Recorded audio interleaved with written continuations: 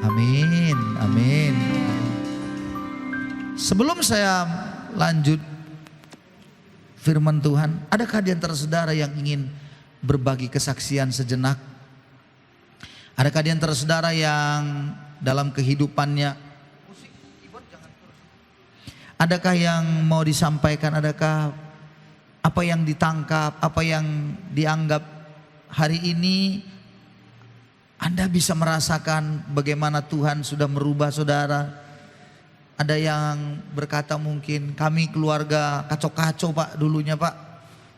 Mau ditipu-tipu sama tetangga, sama tali fuse. Tapi hari ini kami semakin akur, kami semakin bersahabat, suami istri begitu. Adakah yang memberikan kesaksian? Silakan. Ya puji Tuhan ya silakan.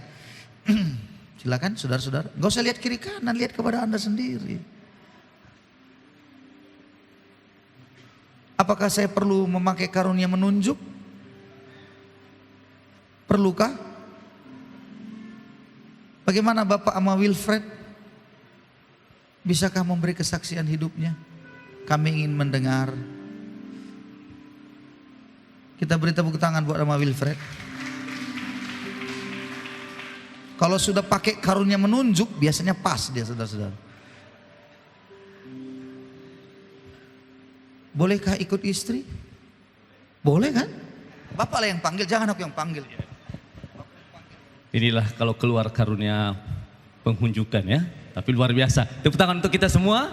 Dan kami undang untuk Ina Wilfred bisa maju di depan. Iya mari sayang, please. Ya. Ya.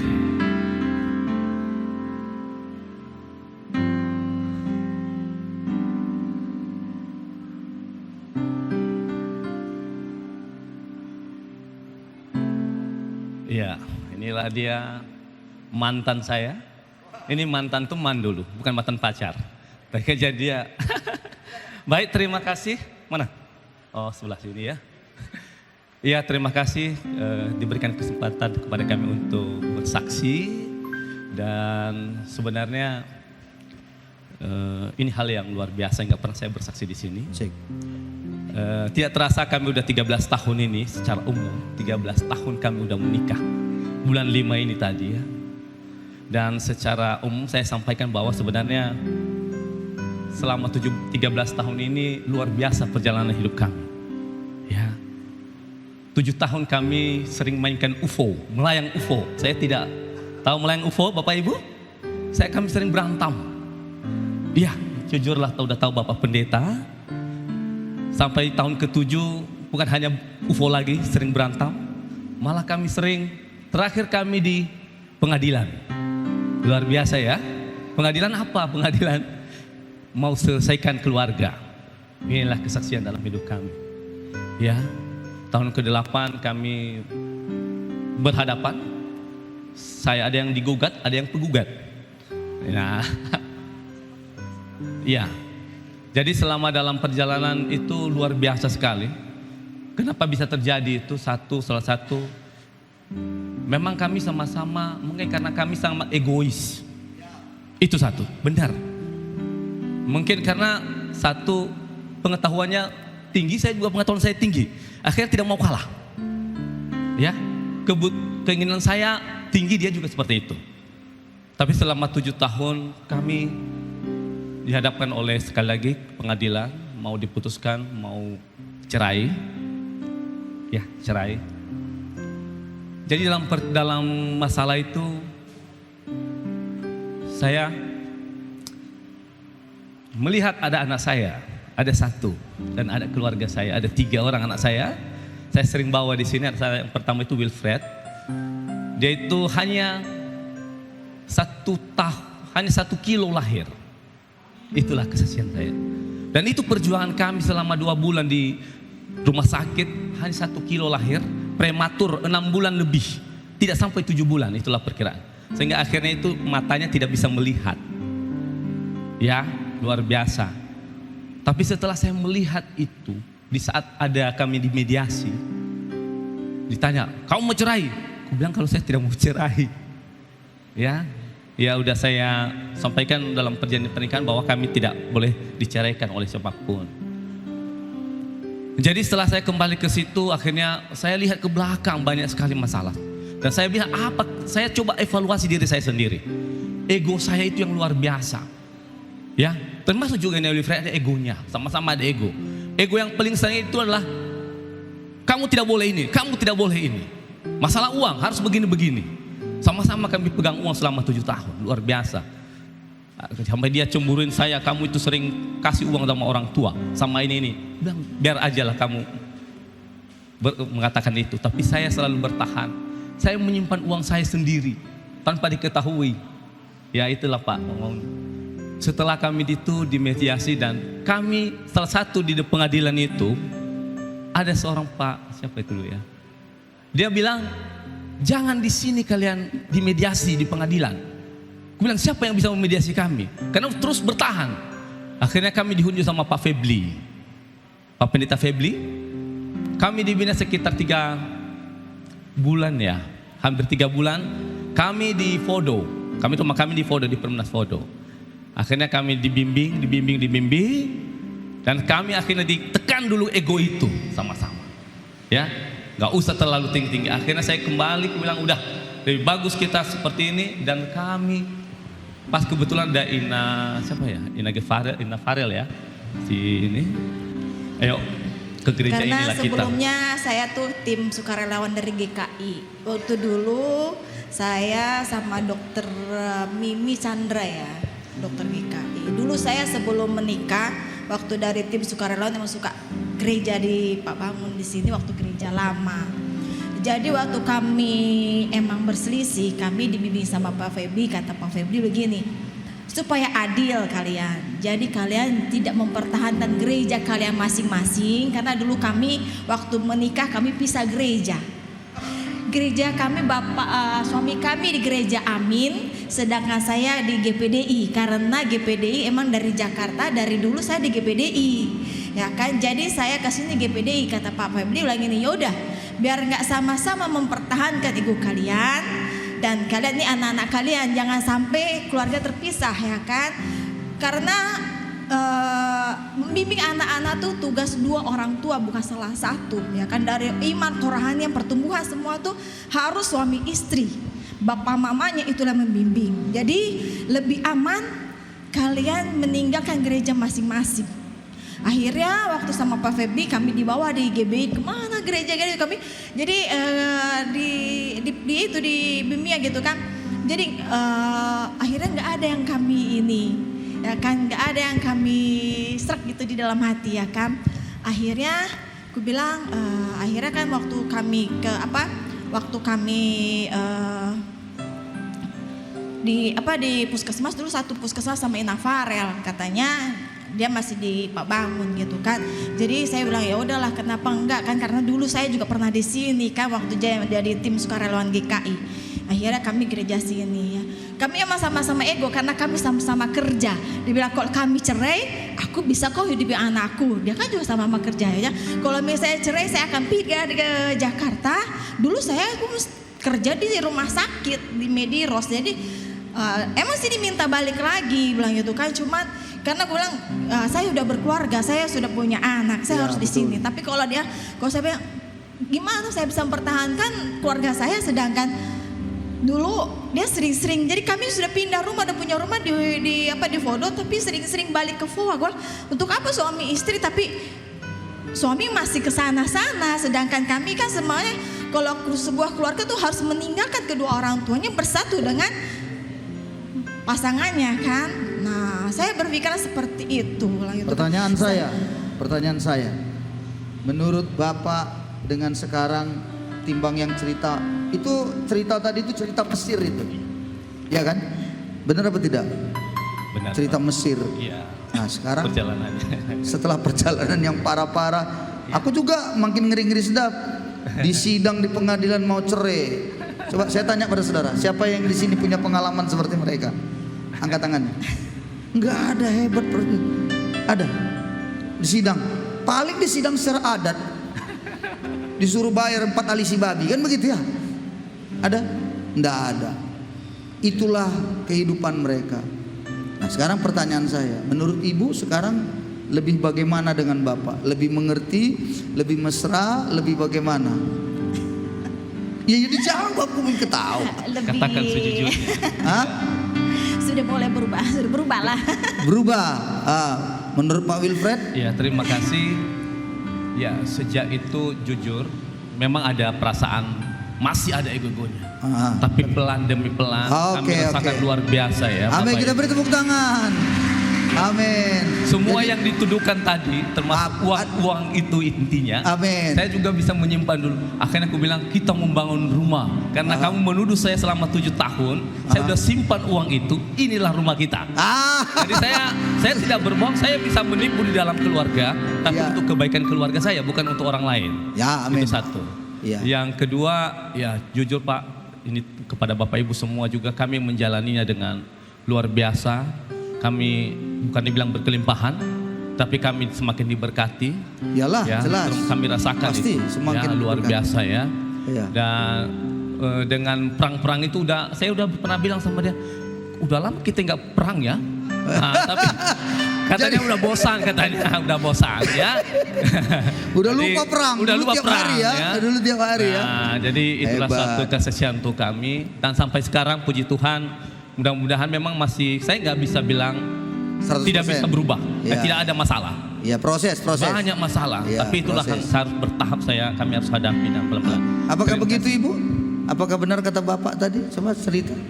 Benarkah itu? Banyak berubah? Berubah. Kita beri tepuk tangan buat mereka. Ya, terima Haleluya. kasih. Kita berdoa ya buat mereka sebentar ya. Mari kita berdoa. Kami berdoa untuk Bapak ya. Bapak, di dalam nama Yesus kami berdoa untuk pasangan ini. Dalam kekacauan yang besar, dalam banyak sekali pergumulan hidup mereka, Tuhan, Engkau sudah menampakkan kasih setiamu sungguh luar biasa. Engkau sudah menolong mereka sampai seperti ini. Terima kasih Tuhan. Engkau sedang memproses mereka untuk lebih indah lagi. Kami percaya Amaina Wilfred akan menjadi teladan bagi keluarga-keluarga besarnya, akan menjadi teladan di dalam kehidupan mereka. Apapun yang hari-hari ini mereka sedang kerjakan bersama, berkatilah mereka, anak-anak mereka, limpahkan dengan rahmat-Mu. Terima kasih Tuhan, di dalam nama Yesus kami berdoa. Haleluya, amin. Kita beri tepuk tangan sekali lagi. Kita nyanyikan lagu tadi, kasih setiamu ya.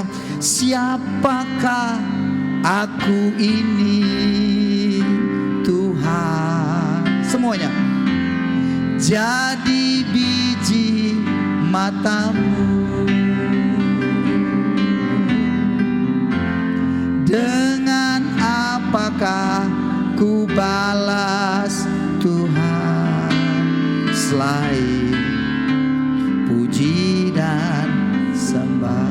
Dari dasar hati Anda angkat tanganmu saudara, katakan kepada dia hari ini, siapakah aku ini Tuhan,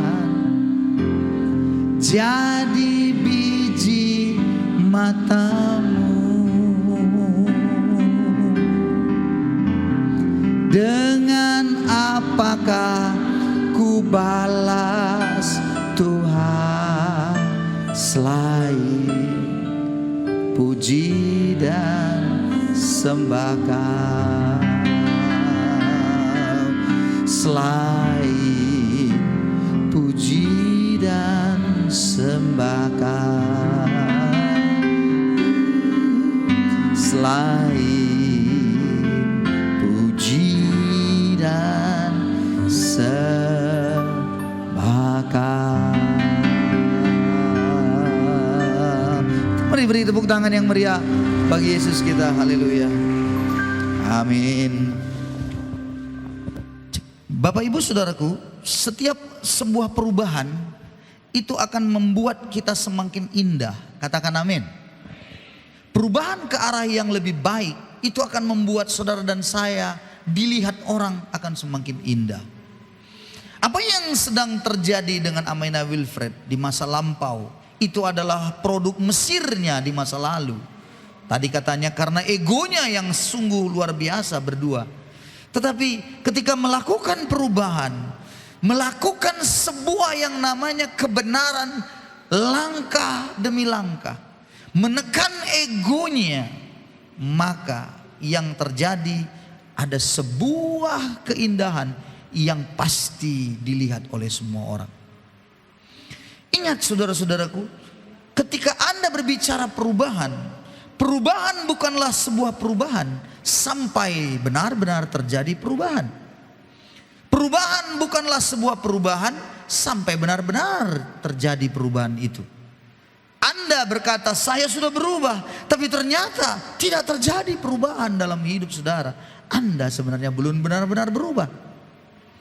Sama dengan orang yang sering saya lihat bertobat katanya, tapi hanya sebatas dia menyesal. Ada banyak orang bertobat tapi sebenarnya tidak melakukan kebenaran, tidak melakukan perubahan hidup. Bertobat itu memang dimulai dari satu. Yang pertama namanya sadar. Anda sadar kalau Anda salah. Anda sadar Anda perlu melakukan perubahan. Satu, sadar. Tapi kemudian harus melangkah ke yang dua. Anda menyesali semua perbuatan dosa Anda, kesalahan Anda. Anda menyesali itu. Lalu kemudian yang ketiga, Anda harus mulai ada langkah untuk mengakui kesalahan saudara. Dan kemudian yang terakhir, Anda harus melakukan yang disebut dengan perubahan hidup, langkah bertobatnya. Itu pertobatan yang sejati. Banyak saya temukan orang, dia sadar dia salah, dia menyesal, menangis sejadi-jadinya, tapi dia tidak pernah mengakui bahwa itu salahnya. Dia selalu berpikir bahwa ini gara-gara A, gara-gara B, gara-gara C, gara-gara ini. Akhirnya dia sulit melangkah poin yang selanjutnya, yang disebut dengan bagaimana dia bertindak untuk berubah. Keputusan tanpa sebuah tindakan adalah sebuah hal yang sia-sia. Banyak orang memutuskan untuk bertobat, tapi tanpa sebuah tindakan, sia-sia. Ada banyak saya temukan begitu. Dia mau putuskan dia akan berubah, dia mau putuskan dia akan bertobat, tapi tidak ada tindakannya untuk dia melakukan sebuah perubahan. Sia-sia. Itu sebabnya saya mau beritahu pada saudara pada hari ini, perlu kita berbicara bagaimana kita melakukan firman, bukan hanya pendengar. Menarik sekali dari kesaksian daripada Amaina Wilfred. Apa yang membuat mereka akhirnya jumpa di pengadilan? Tadi dikatakannya ego. Ego. Jadi yang faktor yang paling utama kenapa Anda dan saya sulit melakukan firman, ya karena ego. Egoisnya itu yang mengerikan. Merasa diri yang paling baik, paling benar. Egois berbicara tentang dirinya lah yang harus dihargai, dirinya lah yang harus dihormati. Itulah ego. Dan berapa banyak orang tidak terlihat indah, tidak terlihat sesuatu yang menarik dalam hidup keluarganya, oleh karena ego masing-masing ditonjolkan. Akibatnya adalah sebuah pertengkaran demi pertengkaran, dan itu menghancurkan keluarga itu. Saudara-saudara, tidak ada keluarga yang tidak ada masalah. Katakan amin. Tidak ada keluarga yang tidak ada problem, baik itu besar kecilnya. Tetapi setiap keluarga harus membangun dirinya untuk pelan tapi pasti mempraktikkan firman Tuhan yang dia sudah dengar, sehingga dia akan semakin indah. Keluarga itu akan semakin indah. Semakin indah sebuah keluarga itu. Tadi statement yang terakhir dibilang Pak Ama Wilfred, saya pegang betul. Sekarang kami, ya puji Tuhan, kami sudah punya rumah begini, kami juga semakin diberkati. Ingat, itu pasti ada. Tidak mungkin Tuhan tidak memberkati kalau Anda semakin indah. Makanya itu sebabnya Tuhan bilang, jangan kau khawatir akan apapun juga. Apa yang kau makan, kau minum, pakai.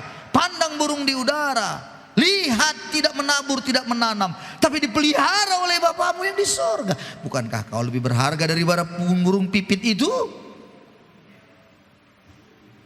Kalau Anda semakin hari hidup Anda rubah, semakin indah, semakin baik keadaannya, tak mungkin berkat tidak akan turun. Tidak mungkin.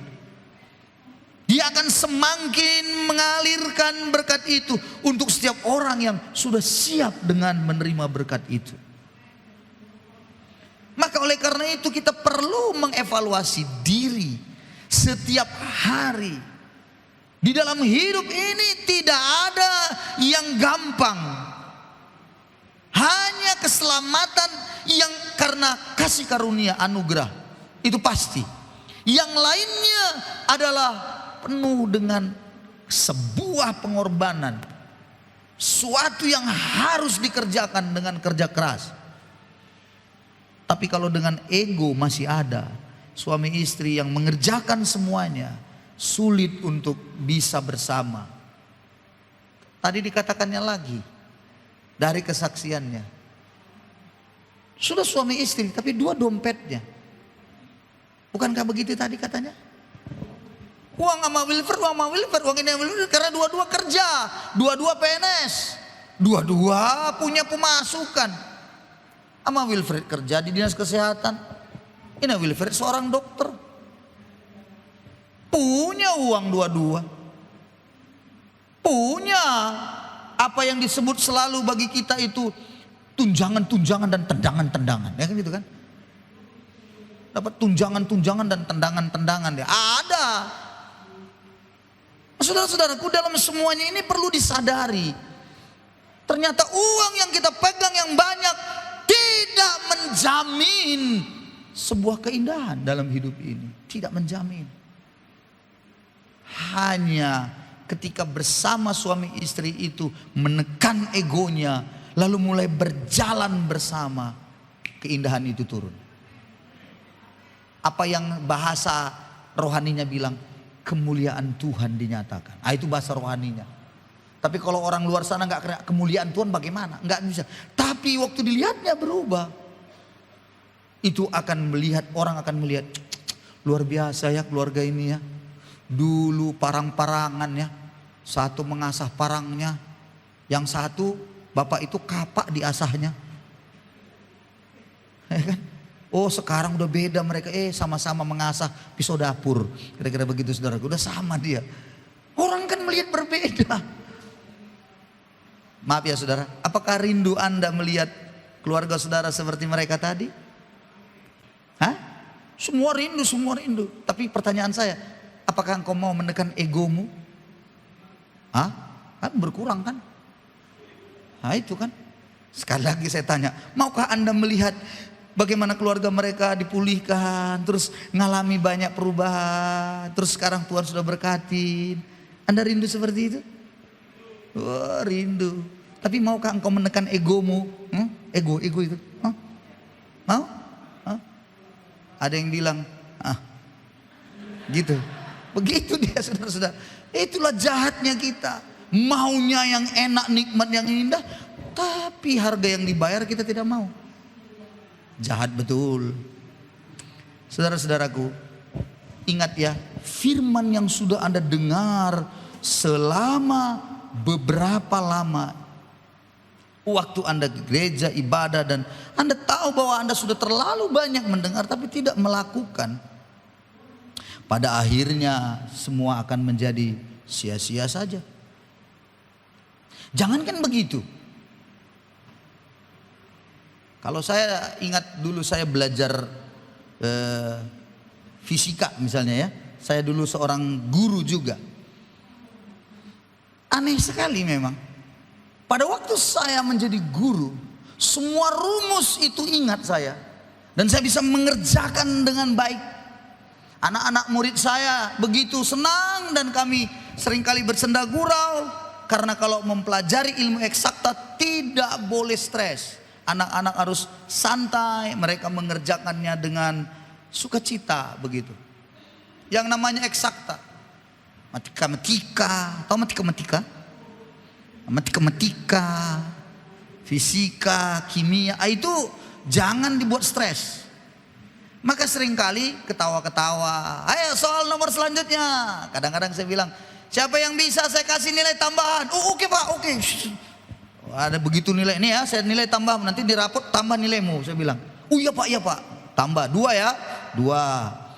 Siapa udah siap maju ke depan? Seperti itu. sukacita, gemar, senang. Tapi gawatnya ketika saya sudah tidak mengajar lagi. Coba Anda bayangkan, anak saya Theo bertanya lagi pada saya, "Pak, ini bagaimana Pak?" Gini, waduh, udah lupa Papa rumusnya. Coba, mana bukumu? Lalu saya pelajari dulu 10 menit, saya lihat. Gitu. Oh ya udah, baru saya kasih tahu. Oh begini. Bayangin saudara-saudara, ternyata memang orang yang tahu tapi tidak mempraktekkannya lupa. Lupa semuanya. Bapak Ibu hari ini mendengar tapi tidak melakukannya, lupa firman itu nanti semua, percayalah. Buktinya apa? Buktinya saya waktu jadi guru. Dan akibatnya saya tidak mampu bersaing dengan anak-anak SMA lagi. Mengapa? Karena sudah banyak lupa. Kan mampu lagi. Sekarang sudah praktis, udah tidak mampu lagi saya. Apalagi dunia pendidikan naik dia. Metika anak saya udah kasih ini Pak, integral tingkat tinggi menurut saya. Bagi mereka itu sudah biasa. Kenapa? Waktu saya kuliah di kampus itu integral semester 2, tapi di SMA kelas 2 itu dipelajari, meningkat. Ilmu itu meningkat, naik. Makanya saudara-saudara, akhirnya saya percaya ada sebuah pepatah Inggris. Dia berkata begini, practice makes perfect. Practice makes perfect. Itu artinya praktis atau praktikal atau praktek Anda membuat sempurna. Anda mempraktekkan itu membuat sempurna, semakin baik dia dalam hidup saudara. Bahasa Alkitab nanti kita belajar, orang yang melakukan itu berbahagia. Saudara-saudaraku, mari kita belajar hari ini kembali. Siapkan hati saudara bahwa penting sekali saudara dan saya melakukan firman. Amin, saudara-saudaraku. Pertanyaan, apa yang membuat kita sulit melakukan firman? Dari kesaksian Amaina Wilfred ini apa? Jawab saya, apa? Ego. Bilang kiri kanannya, egomu membuat kita berantem, bilang. Egomu lah membuat kita ribut. Dan katakan juga jangan egomu, egoku. 2, 3 ya. Egoku, makanya kita berkelahi. Haleluya. Tapi kalau kan udah beda. Begitu saya bilang egomu, cepat kali, egomu, cepat kali. Tapi egoku, gitu dia. So, itu artinya apa? Egomu masih ada di sini. Itu artinya. Oh Tuhan, ampuni mereka, berkati aku. Haleluya. Mari kita lihat kitab Yakobus, ayat hafalan kita, ya, yang sudah kita tahu bahwa kita harus menjadi orang yang pelaku, bukan hanya mendengar, ya. Oke. Kitab Yakobus, sebelumnya karena supaya Anda sedikit ada pengertian. Yakobus pasal 1 saja dikatakan begini, salam dari Yakobus, hamba Allah dan Tuhan Yesus Kristus, kepada ke-12 suku di perantauan. Siapakah Yakobus ini? Nah, ada rasul murid Tuhan Yesus langsung bernama Yakobus ada, tapi Yakobus itu sudah dipenggal lehernya. Dalam Kisah Para Rasul Anda bisa baca itu, bahwa Yakobus itu murid Tuhan Yesus sudah jadi mati martir, dipenggal lehernya oleh raja. Dan saudara-saudaraku, apa yang saya mau katakan, siapa berarti Yakobus ini? Siapa Yakobus yang menulis surat ini? Kita lihat pelan, Markus pasal 6 ayat 3. Markus pasal 6 ayat 3. Dia berkata begini, bukankah ia ini anak tukang kayu? Ya, bukankah ia ini anak tukang kayu? Dan dia itu anaknya Maria. Sekali lagi perhatikan, bukankah ia ini anak tukang kayu ya? Tukang kayu, bukan anak tukang kayu. Tukang kayu, anak Maria. Kenapa nggak disebut anak Yusuf? Ini bicara waktu Yesus menyampaikan Injil Kerajaan Allah, melakukan mukjizat, tetapi banyak orang tidak menerimanya karena itu, karena ayat ini. Ini kan tukang kayu ini si Yesus ini. Mamanya kan Maria, Yusufnya di mana? Diprediksi semua penafsir setuju bahwa Yusuf sudah meninggal pada waktu itu. Sebelumnya pun Yusuf sudah meninggal dunia. Saudara Yakobus, nah ini dia. Yoses, Yudas dan Simon, bukankah saudara-saudaranya yang perempuan ada bersama kita? Lalu mereka menjadi kecewa dan menolak Yesus. Jadi mereka bilang, ini kan tukang kayu, anak Maria, saudaranya ada namanya Yakobus, Yudas. Berarti Yakobus yang dimaksud dalam surat ini, kitab ini ditulis oleh Yakobus yang adalah saudara Tuhan Yesus, sebagai adik daripada Tuhan Yesus sendiri. Setelah Tuhan Yesus lahir, kemudian Yusuf dan Maria memperoleh anak lagi, laki-laki. Ada Yakobus, Yoses, Yudas, Simon, dan perempuan-perempuan juga ada adik Yesus. Oke, menangkap ya? Siapa perempuan? Di dalam tradisi Yahudi, nama perempuan seringkali tidak dicantumkan. Kalau kita membaca lagi di dalam kitab Matius 13 ayat yang ke-55, kurang lebih sama juga seperti itu. Ya, bukankah ia ini ya anak tukang kayu? Kalau tadi Markus tukang kayu, yang ini anak tukang kayu. Jadi Yesus memang tukang kayu, bapaknya juga tukang kayu karena dibilang anak tukang kayu. Dan Yakobus, Simon, Yusuf atau Yosef sama itu, dan Yudas itu saudaranya juga. Nah, kitab Yudas di dalam Alkitab ditulis oleh siapa? Oleh saudara Yesus ini juga. Bukan Yudas Iskariot. Yudas Iskariot sudah mati.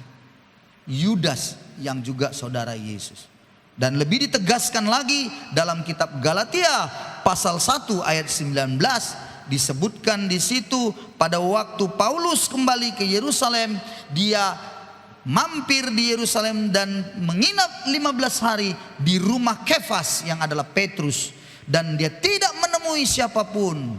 Tapi Galatia pasal 1 ayat 19 menunjukkan dengan begitu jelas bahwa dia hanya menemui seorang yang ada di situ bernama Yakobus, yang adalah saudara Tuhan Yesus. Jadi jelas ya, Yakobus saudara Tuhan Yesus. Tapi yang menarik sekali, Yakobus ini dia sedang mengatakan kepada 12 suku di perantauan yang dia kirim surat. Dia tidak bilang begini, aku adalah adik Yesus. Dia tidak bilang begitu. Dia tidak tonjolkan dirinya sebagai seorang yang hebat, numpang nama abangnya. Tidak. Dia dengan jelas dia mengatakan bahwa aku, katanya, hamba Allah dan hamba Tuhan Yesus Kristus. Dia tahu bahwa abangnya itu Yesus adalah Tuhan dan juru selamat. Dia tahu itu. Makanya dia berkata, salam dari Yakobus, hamba, doulos, budaknya Allah dan budaknya Tuhan Yesus Kristus. Dia tidak tunjukkan jati dirinya sebagai seorang yang tersohor karena Yesus yang tersohor. Tidak. Oke, nangkap Yakobus, oke? Halo, bagaimana? Seperti ada yang bagaimana? Ada yang terpesona juga aku lihatnya. Ya? Oh, haleluya ya. Harus kalau belajar firman pelan ya, pelan tapi pasti. Mari kita lihat ayat 19 dengan cepat. Yakobus 1 ayat 19. Hai Hai saudara-saudara yang kukasihi, ingatlah hal ini. Apa itu yang harus kau ingat? Apa yang harus diingat? Apa yang harus kita ingat? Setiap orang hendaklah cepat untuk mendengar, tetapi lambat untuk berkata-kata, dan juga lambat untuk marah. Nah, makanya hari ini kita mau belajar bagaimanakah sebenarnya standarnya kita untuk bisa melakukan firman. Yang pertama, cepatlah kau mendengar, lambat kau berkata-kata. Ngerti maksud saya? Bapak-bapak, bagaimana? Hah? Ibu-ibu, bagaimana? Ibu-ibu seringkali juga sama penyakitnya sama bapak-bapak, cepat berkata-kata, lambat mendengar. Oh Tuhan tolong. Cepat kali. Cepat kali kalau ngomong. Bisa saja nggak ada remnya, gaspul. Gaspulnya bagaimana? Gigi 4, belum lagi gigi 1, langsung 3, 4. Dia belum dengar beritanya, tapi ngomongnya udah cepat, shoot gitu. Sama, jangan kau bangga bapak, kau pun lebih penyakitan lagi nya. Samanya kita ini. Cepat sekali kita ngomong, begitu dibilang begini, langsung udah ada di pikiran, langsung jawab. Begitu langsung jawab. Kalau Anda mau melakukan firman, perbanyak Anda mendengar. Cepatlah mendengar firman. Lambat berkata-kata. Dan lambat untuk marah. Saya tanya ini sekarang. Siapa yang paling cepat biasanya marah? Jawab saya. Laki-laki atau perempuan? Siapa yang paling lambat? Siapa yang cepat marah biasanya? Angkat tangannya. Siapa yang cepat marah? Oh Tuhan, ada yang setengah tiang. Setengah tiang itu kematian itu saudara-saudaraku. Oh haleluya saudara-saudara. Cepat untuk marah. Siapa? Kalau Anda cepat marah, Anda akan sulit melakukan firman. Itu maksudnya. Ngerti maksud saudara-saudaraku? Belum apa-apa Anda langsung marah. Belum apa-apa langsung marah. Kayak orang kesurupan. Orang sana kelepasan, Anda kemasukan. Cepat sekali kalau marah. Tapi kalau mendengar lambat. Sekarang putar. Anda bicara merenungkan, mau melakukan firman, cepat Anda mendengar. Maksud cepat mendengar ini apa? Mendengar maksudnya di sini mengerti apa yang dimaksud. Jangan mendengar keluar cian, masuk sini keluar sap. Enggak. Mengerti sampai mengerti apa yang dimaksud. Saudara-saudaraku, kalau Anda di dalam rumah tangga, kalau selalu cepat untuk berkata-kata, aduh, repot. Saya dengan istri kadang-kadang begini, makanya dengar dulu. Oh iya, baru dengarnya lagi. Banyak nggak kayak gitu? Ini ada yang ketawa ibu-ibu ini, gitu. Pengalamanmu banyak ibu, sadarlah. Belum dia langsung mentembak saja, gitu. Harusnya dengar dulu. Saya sama istri suka gitu. Pernah lagi saya bilang sama istri saya gini, Mah bisa nggak kau berhenti dulu kau bicara, tenang dulu, biar teduh sejuk dulu suasana gitu. Apa dia bilang, kau ini memang lo gini-gini. Enggak, aku kepingin aja tenang gitu. Nggak bisa saudara, turunan raja nggak bisa. Susah memang. Sulit. Cepat kali kalau ngomong. Cepat kali kalau bicara. Hai saudara-saudaraku. Jadi perempuan cepat kali bicara, laki-laki cepat kali marah. Dua-dua penyakitnya sama. Sama ke neraka dua-dua saudara-saudaraku.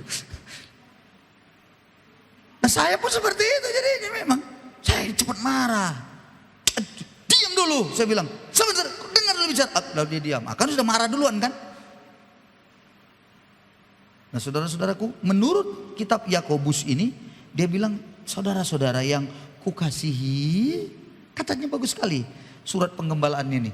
Kukasihi, ingatlah hal ini. Apa itu?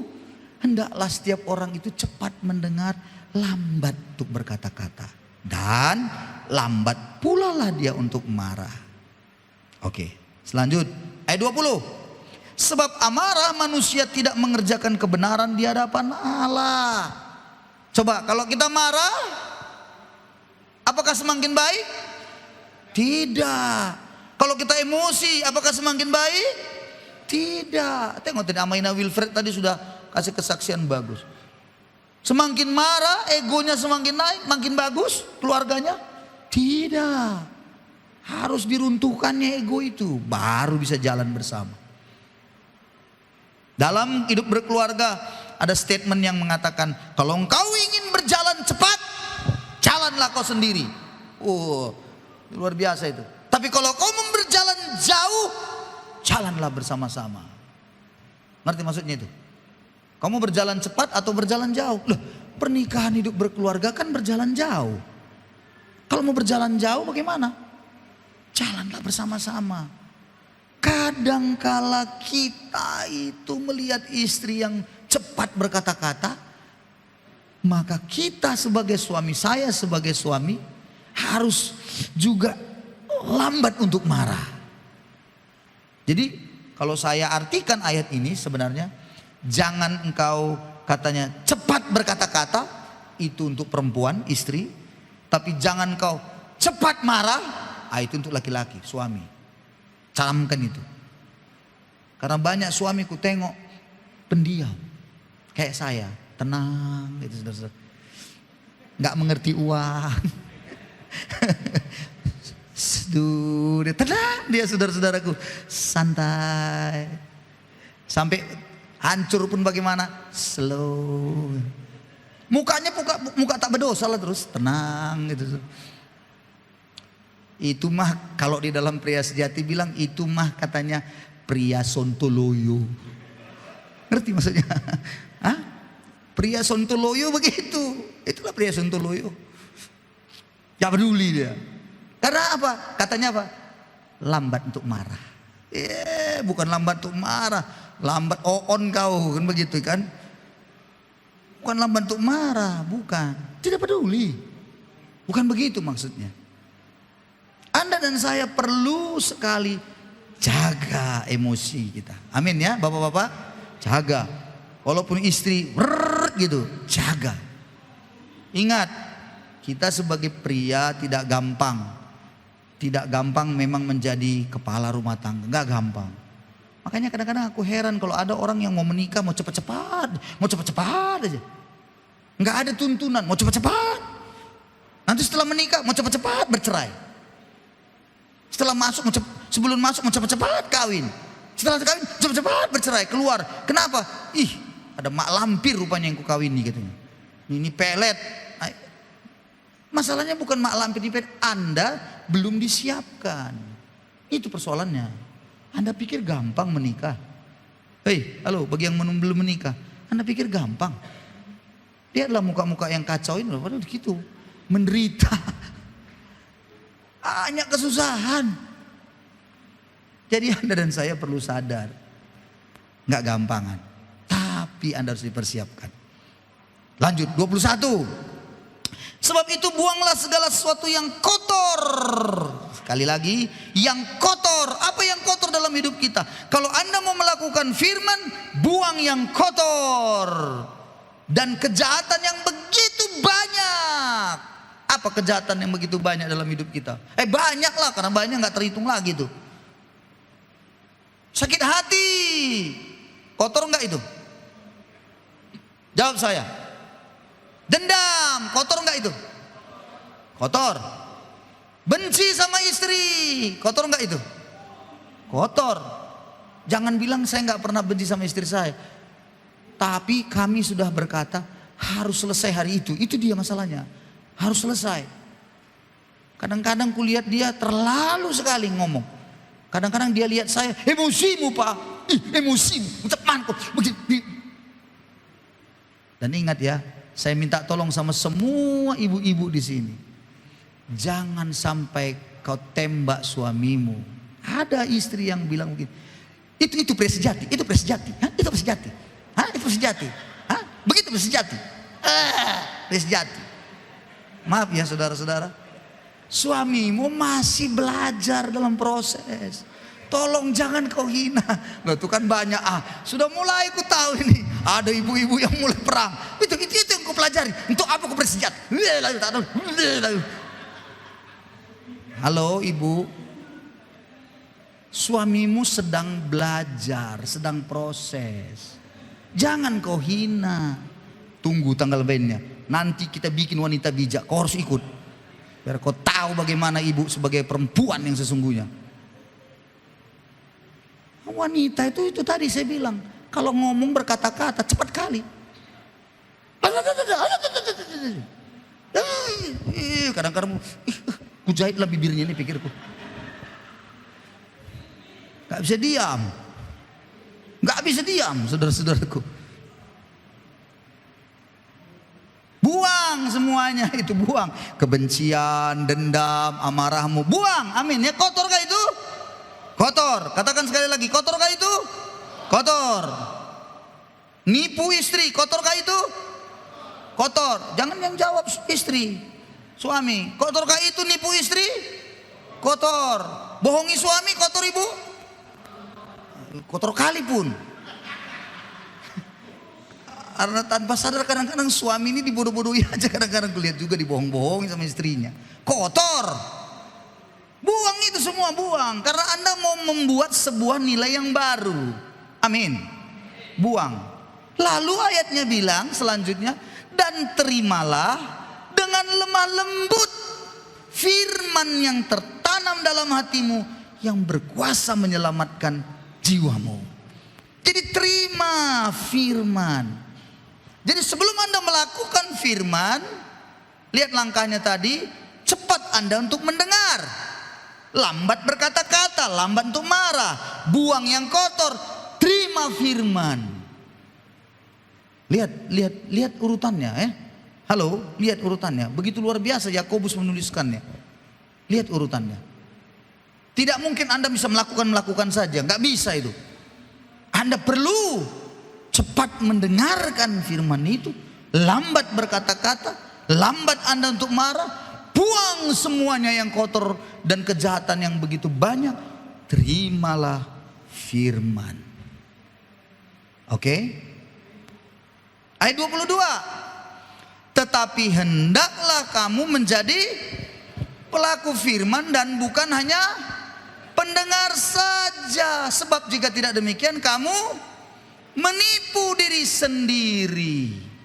Jadi orang setelah terima firman, berarti dia mendengar firman itu, hendaklah dia melakukannya, bukan hanya menjadi pendengar. Amin ya saudara. Kalau Anda tidak melakukan itu, kalau tidak demikian, kita menipu diri sendiri. Coba jujur, banyak nggak orang terima firman dengan penuh sukacita? Oh banyak. Banyak nggak orang terima firman dengan senang, dengan semangat, dengan sukacita? Banyak sekali.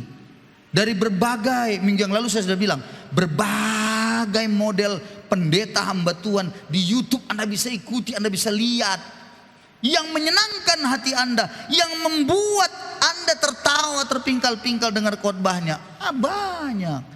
Yang menyenangkan hatimu banyak. Tapi pertanyaannya, seberapa banyakkah yang memberikan kepada Anda sebuah teguran supaya Anda melakukan kebenaran?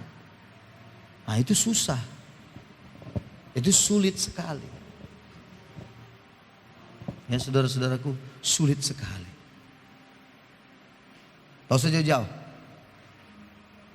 Anda waktu menyanyi memuji Tuhan, Anda bernyanyi atau tidak? Lagu ditampilkan, Anda bernyanyi atau tidak? Bernyanyi. Ada cerita lucu.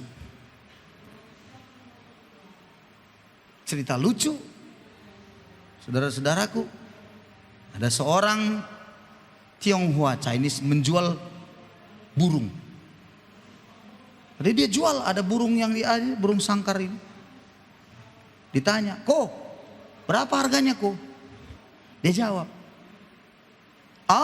Oe jual ini 20 juta. Ini Oe jual 20 juta loh. Mahal sekali kok. Kenapa? Oh ini bisa nyanyi loh. Siul-siulnya bagus oh. Pagi-pagi kalau dia nyanyi loh bagus siulnya. Bisa bangunkan orang oh. Bagus. Lalu ditanya, yang ini? Berapa? Oh kalau ini Oe jual dia 30 juta. Kenapa mahal sekali kok? Oh ini 30 juta. Dia bisa bernyanyi? Oh tidak. Dia tidak bernyanyi. Dia diam saja ini.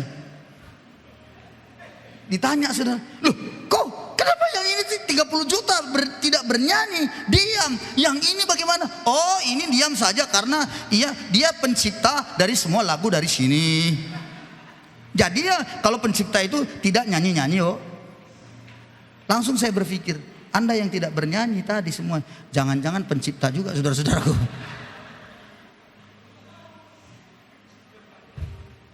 Halo. Disuruh menyanyi aja, memuji Tuhan aja lambat, susah setengah mati. Bayangkan. Kasih setiamu berasa langit biru.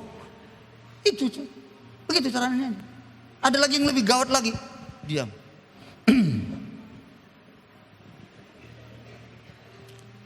Saya tahu Anda penciptanya mungkin saudara-saudaraku. Makanya Anda gak bernyanyi. Ajaib saudara. Baru kecil kan? Ya kan? Mari kita memuji Tuhan. Bukankah firman Tuhan bilang memuji pujilah dia, ya kan, betul kan? Memuji Tuhan setiap waktu. Benar apa tidak? Iya, tapi kita suka jaim. Suka jaim. Bersorak-sorak dibilang, "Wih, ku kan terbang." Dia cuma dengan, "Mana bisa terbang, bodoh-bodoh orang ini semua," katanya saudara-saudara. Mari memuji Tuhan. Kadang-kadang itu yang kadang-kadang gak habis pikir saya nih orang-orang Kristen zaman sekarang. Pusing kepala aku melihatnya. Baru kecil itu saudara-saudara. Itu masih di dalam rumah Tuhan loh. Belum lagi kalau di luar. Oh Tuhan ampuni mereka semua. Kalau kita tidak demikian, kita tipu diri sendiri. Berarti Anda penipu. Mengerti maksud saya? Anda harus sadar, oh saya pendengar, tapi saya tidak melakukan, saya menipu diri saya sendiri. Bahasa Alkitab yang paling keren bilang, munafiklah saya ternyata. Tahu tapi tidak melakukan. Kalau Rasul Paulus bilang, engkau tahu berbuat baik, tapi kau tidak melakukannya, berdosa. Dosa lagi. Ngeri. Jadi saudara-saudaraku, belajar kita untuk melakukannya. Amin saudara-saudaraku. 23. Sebab jika seorang hanya mendengar firman saja dan tidak melakukannya, ia adalah seumpama seorang yang sedang mengamat-amati mukanya yang sebenarnya di depan cermin. Bagaimana itu? Baru saja memandang dirinya, ia sudah pergi atau ia segera lupa bagaimana rupanya. Ya memang begitu. Coba kalau Anda bercermin, Anda sisir-sisir, Anda lihat gitu. Begitu Anda keluar, begitu Anda udah lupa kan wajah Anda bagaimana kan?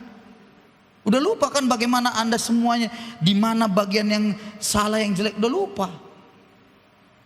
Seperti itu orang dengerin firman tapi tidak melakukannya, berarti lupa dia semua nanti. Seperti apa saya katakan tadi, tanpa aplikasinya. Waktu saya belajar, waktu saya menjadi guru untuk belajar, tidak mau mengaplikasikannya, maka akhirnya apa? Lupalah saya semua, lupa. Jadi saudara-saudara, supaya Anda tidak lupa, Anda harus melakukannya. Haleluya. Next, 25. Tapi barang siapa meneliti hukum yang sempurna, yaitu hukum yang memerdekakan orang, dan ia bertekun di dalamnya, jadi bukan hanya mendengar untuk melupakannya, tetapi sungguh-sungguh melakukannya, ia akan berbahagia oleh perbuatannya. Jadi kita berbahagia Bapak Ibu kalau kita melakukannya. Wih. Jadi kalau begitu mengampuni, kita berbahagia? Berbahagia kalau melakukannya. Ya, Anda prakteklah. Mengasihi istri ketika Anda melakukannya gimana? Berbahagia melakukannya. Anda pasti berbahagia. Saya pasti berbahagia. Lakukanlah. Amin. Nah, dikatakan yang selanjutnya, Jikalau ada seorang menganggap dirinya beribadah, tapi tidak mengekang lidahnya, itu tadi berkata-kata, ia menipu dirinya sendiri, sia-sialah apanya? Ibadahnya. Jadi perkataan itu penting rupanya, diambil oleh Yakobus sebagai sebuah contoh. Harus cepat mendengarkan. Waktu ibadah, lidahnya harus dikekang, jangan cepat berkata-kata. Kalau langsung berkata-kata, banyak sekali ngomong tidak bisa kekang lidahnya, ya menipu dirinya sendiri, sia-sia ibadahnya. Ya, itu contoh diambil oleh Yakobus. Karena tadi ayatnya mengatakan, siapa yang menjadi pendengar firman tapi tidak melakukan, ia menipu dirinya sendiri. Sama, diambil contohnya yang luar biasa, beribadah tapi tidak mengekang lidahnya, dia menipu dirinya sendiri. Sia-sialah ibadahnya. Kalau saya dalam waktu zaman-zaman dahulu, waktu saya masa-masa masih muda, saya itu kalau berdoa itu luar biasa sekali apanya, sebuah seperti api begitu ya, semangat luar biasa, luar biasa. Itu bahasanya yang sering, pengurapan datang, pengurapan muncul, diberikan Tuhan, diurapinya gitu, semangat betul. Tapi begitu kita ngomongnya salah, ngomongnya kotor, ngomongnya najis, ngomongnya suka menipu, bahasa kami dulu bilang, bocor pengurapannya. Tahu bocor? Bocor pengurapannya. Shh. Ibarat air diberikan Tuhan, shh. Tapi jaga lidahnya, bocor lain. Ceng, sereng. Makanya nanti waktu melayani kering, nggak ada kuasa lagi. Padahal sudah berdoa, tapi nggak jaga lidahnya, bocor dia. Nah itulah yang harus kita jaga, memang perkataan lidah itu. Yakobus juga lah nanti kalau Anda baca, lidah itu paling kecil di dalam tubuh kita. Tapi gara-gara lidah ini bisa bunuh-bunuhan satu kampung dengan kampung lain. Namanya provokator. Betul? Ini lidah. Memang lidah tak bertuan. Memang lidah tak bertuan. Nah itu. Lebih dari kata-kata. Itu itu lagunya dulu itu. Lidah tak bertulang. Ini enggak ada bertulang ini memang. Tapi kalau udah sempat dia keluar, lidah berkata-kata, hati-hati. Sampai kutuk pun bisa turun pada anak kita ketika lidah kita tidak dikekang. Kalau kita bilang saja sama anak kita, bodoh kali kau, tolol kali kau, makanya jadi itu. Kalau kita bilang lagi sama anak kita, sampai mati pun kau tidak punya anak, misalnya gitu, enggak punya anak itu. Sampai mati pun kan kau tidak akan ada orang yang suka samamu. Jadi itu. Jadi lidah ini ngeri. Ini kecil tapi sama sebuah kapal yang besar, hanya bisa dikendalikan oleh sebuah kemudi. Tubuh ini semua dikendalikan oleh lidah. Lidah itu api yang menghanguskan. Jadi Anda jaga. Amin, saudara-saudaraku. Nah, lalu Yakobus memberikan contoh ibadah yang namanya praktek, ibadah yang melakukan firman. Ayat terakhirnya kita baca, lihat, ibadah yang murni dan tak bercacat di hadapan Allah Bapa kita ialah mengunjungi apa? Yatim piatu. Bahasa kita bilang panti asuhan. Bahasa kita. Jadi mengunjungi yatim piatu, melakukan firman.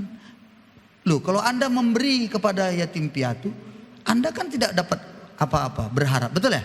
Murni aja kan, memberi saja kan? Enggak pastilah Anda enggak mengharapkan imbalan. Anda hanya berharap mereka mendoakan Anda. Kan begitu. Jadi itu contohnya. Lalu janda-janda juga dikunjungi dalam kesusahan mereka. Nah ini pertanyaan, janda Pak. Jangan kau pikir setiap janda lalu kau anggap janda. Ayat firman sudah menegaskan siapa janda menurut Alkitab. Pernah Anda belajar? Baca janda menurut Alkitab. Hah? Ayo. Oh Tuhan, tolong Yesus, ampuni mereka. Sara Timoteo. Ayo kita lihat dulu 1 Timotius pasal yang kelima. Mengenai janda.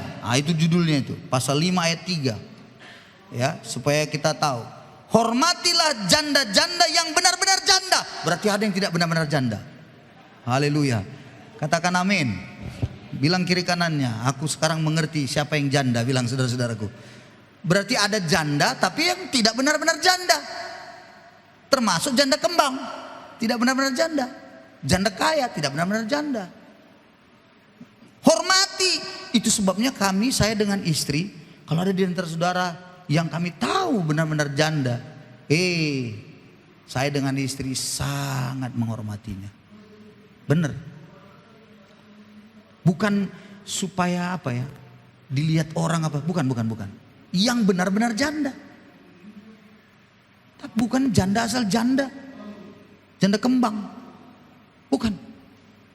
Lihat. Ayat selanjutnya. Dibilang begini. Yang kelima, saya lompat saja yang kelima.